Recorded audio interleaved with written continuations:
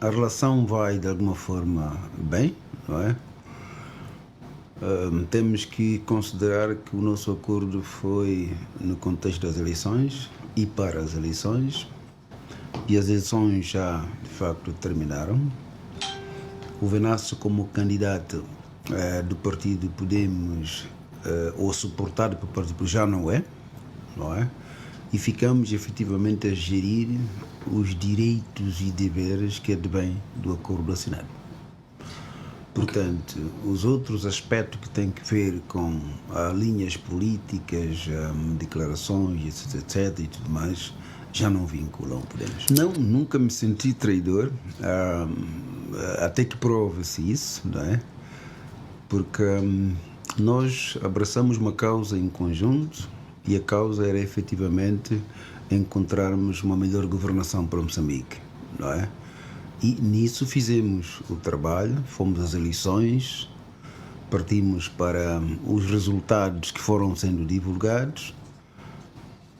Porque não concordamos com os resultados, fizemos protestos por o país todo, que saldaram em muitas mortes, e chegou uma altura em que o governo de Moçambique entendeu que perante a situação tinha que haver algum diálogo.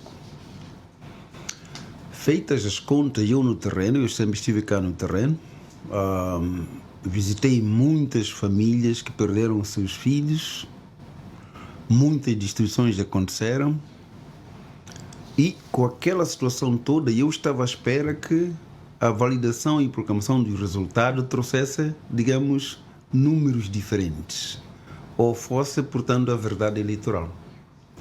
Mas no dia 23, portanto, de dezembro, o Conselho Constitucional validou e proclamou resultados nos moldes que todos nós sabemos. Portanto, o Podemos não passou para o poder, o Venâncio não passou para o poder, mas tínhamos muita gente já perdida.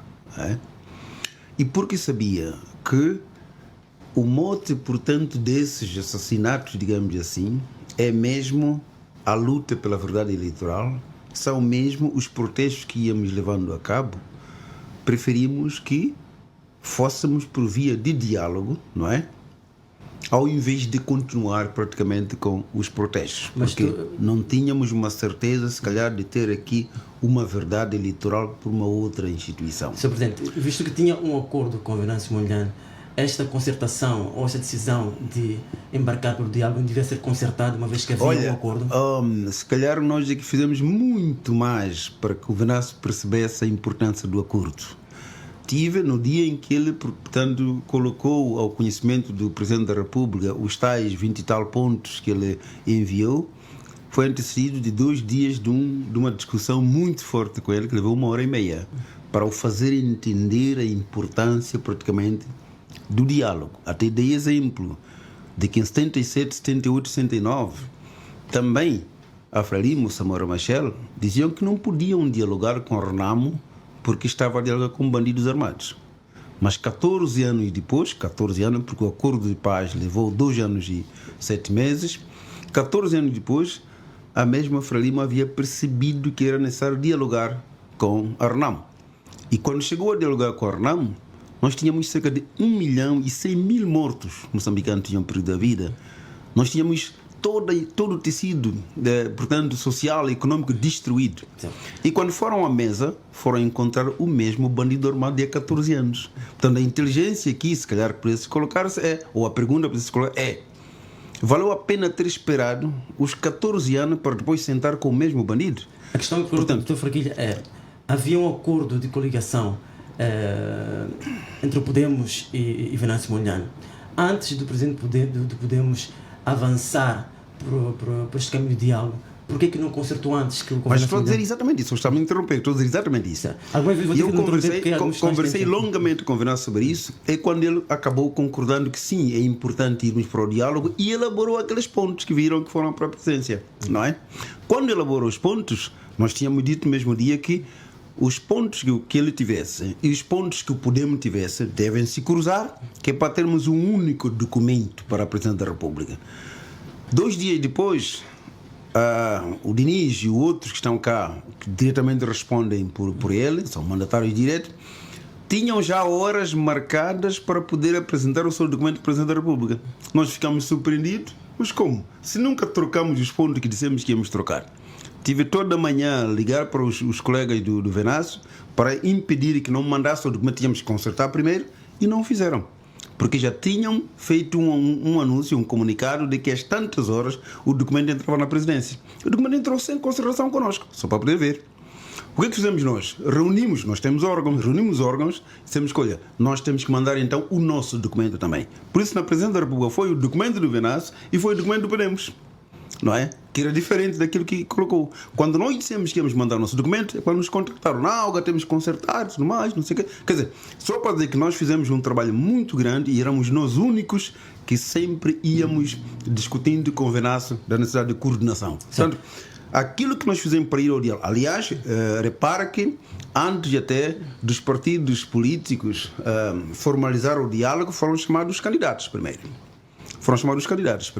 E depois, a equipa do Venâncio esteve reunida também com o Presidente da República, muito antes, não é? É quando depois chamaram os presidentes dos partidos políticos. E nós estávamos sempre em contato com o Venâncio sobre isso. Que diferença existe entre o documento que o Podemos submeteu e o documento que o Venâncio... Havia grande diferença, porque o Venâncio colocou lá tantos pontos que, ao nosso ver, não eram muito, portanto, o diálogo político. Alguns aspectos eram mesmo de governação, eram aspectos programáticos.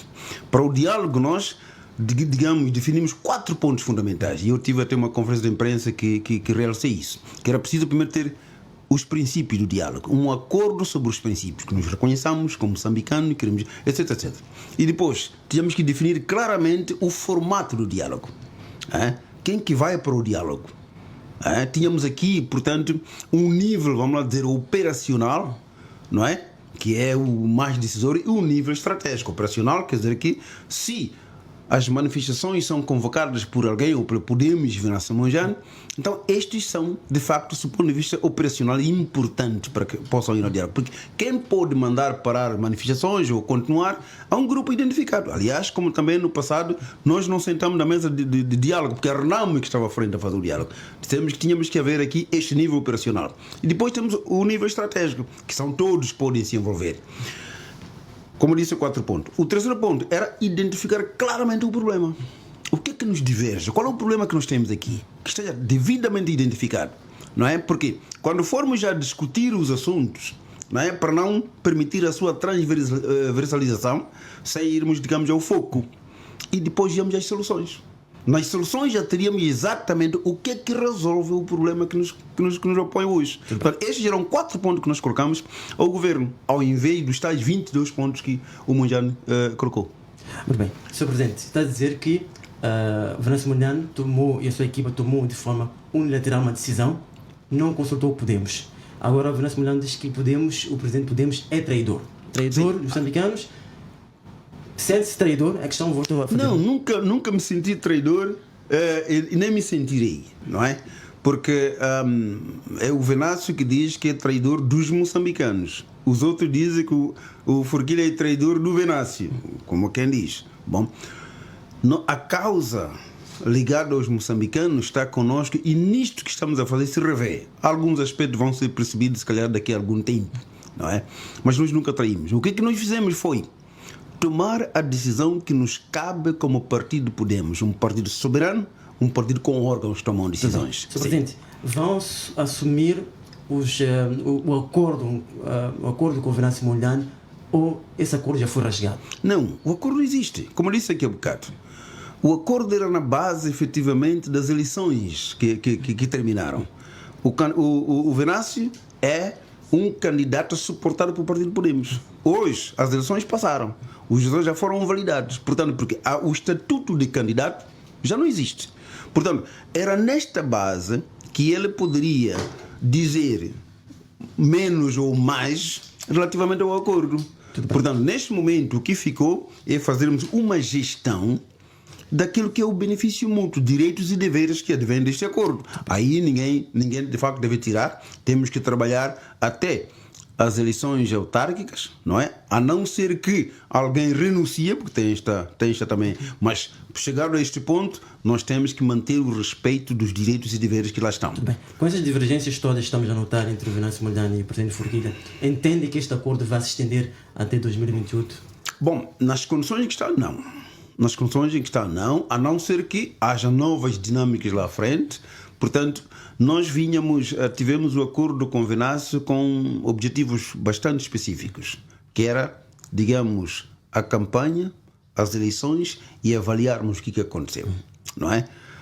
Se daí para diante, se haveria outro acordo, como aliás haveria outro, digamos, uma outra forma de integrar ou não integrar, isso seriam mesmo processos que seriam refletidos, tendo em conta que o nosso acordo com o Venâncio Mojano foi no dia 21 de agosto, portanto não houve aqui muito tempo para grande reflexão. Quem acha que vai iniciar com essa cisão desse acordo?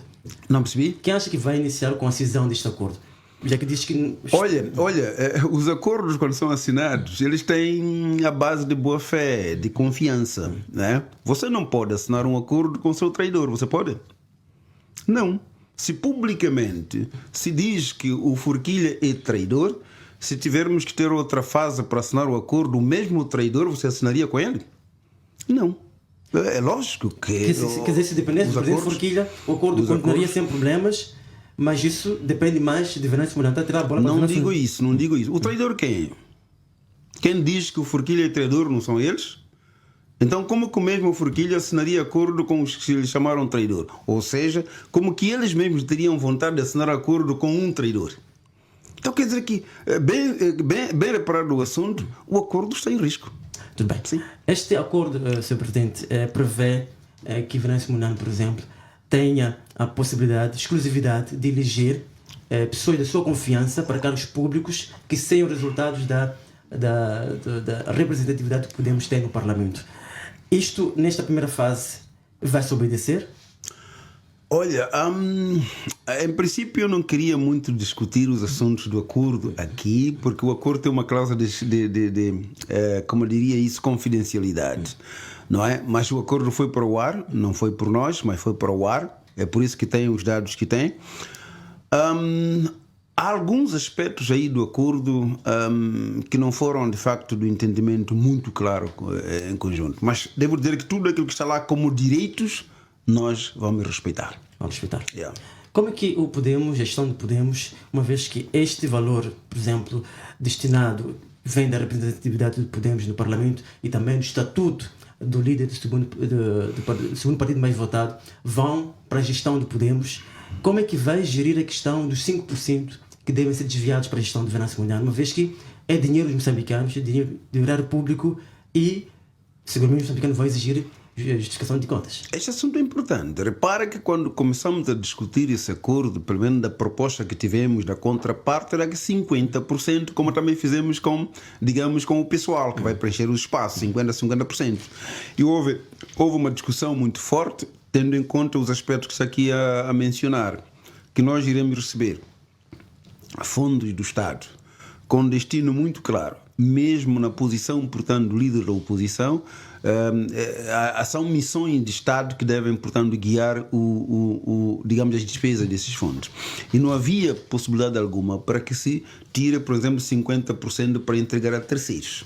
Temos auditoria, temos de ser íntegro nesses processos. Portanto, chegamos aos 5%, porque na capacidade do partido, da sua contribuição, pode conseguir isto, não é? Repare uma coisa, que nós dizíamos que o pessoal que vai preencher as vários espaços públicos é 50%. Mas só nos fundos em que discutimos 5%, exatamente por considerar isto. Reconhecendo de facto aquilo que é o impacto do próprio Venâncio nos resultados alcançados, né? Se fossem, portanto, fundos do Podemos como tal, da sua própria produção, não teríamos dificuldade alguma de dar 50%. Reconhecendo, não é? Mas sendo fundos que vêm do Estado, não há possibilidade, mas temos capacidades assim, internas de arrecadar os 5%.